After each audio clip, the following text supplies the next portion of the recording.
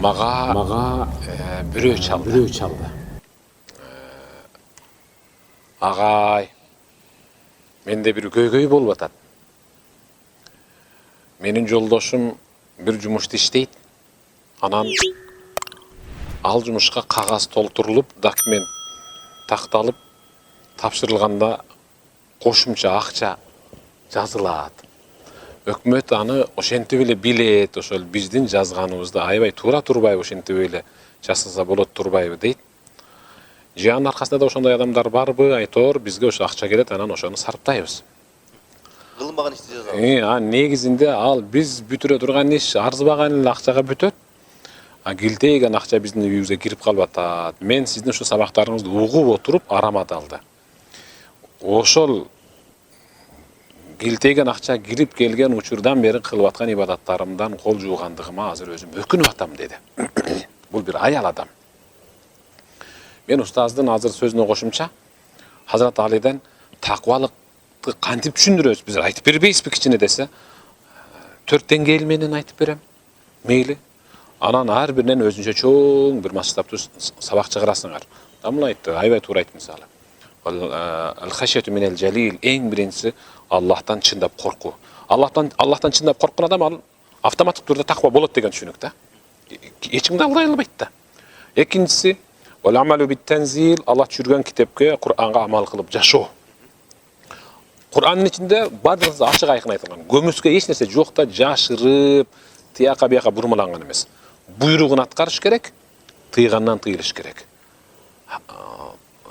Кенжетай адамла айткандай, халалды халал деп эле айтыш керек, бурмалабай. Харамды харам деп айтыш керек. Болуп бүттү. Бардык нерсе ачык айтылган. Кур'анга амал кылган адам ал таква адам. Үчүнчүсү кайсы десе, вал канаату бил қалил. Аллах Таала берген аз гана нерсеге дагы канаат кылса эң бай адам.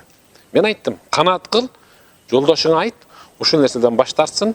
Эң негизгisi сен туткан орозоң менен окуган намазың соогуна өзүң ээ чыгасың. Өзүң ээ чыгасың. Кээ бир үй бүлөлөр бар, кээ бир адамдар бар. Окуган намазынын сообун, туткан орозосунун сообун бирөөгө ашырып берет да. Бирөөгө ашырып берет. Анткени эртең Алла кыяматта адилеттүүлүк сыпаты менен эсептегенде өкмөттү алдагандыгы үчүн сен айтып атпайсыңбы? Өкмөт мисалы жол чыракка токтоо, баягы өтмөктөрдөн адамдар өткөрүп коюу, ушул таквалыкка кошулат деп. Бул инкият. Бул исламдын өкүмдөрүнө баш ийүү, исламды кадимкидей мыкты дин кылып көрсөтө билүү, бул өзүнчө бир зыйна, бир сулуулук.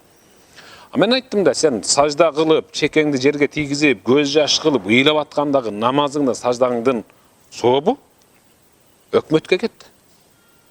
Соцфондко төлөп аткандардын бүт бардыгы бөлүп берет Аллах Таала. Мен мисалы налог төлөп атам, соцфондко төлөп атам. Менин укугум кетип калгандар Аллах Таала адилеттүү мага бөлүп берет.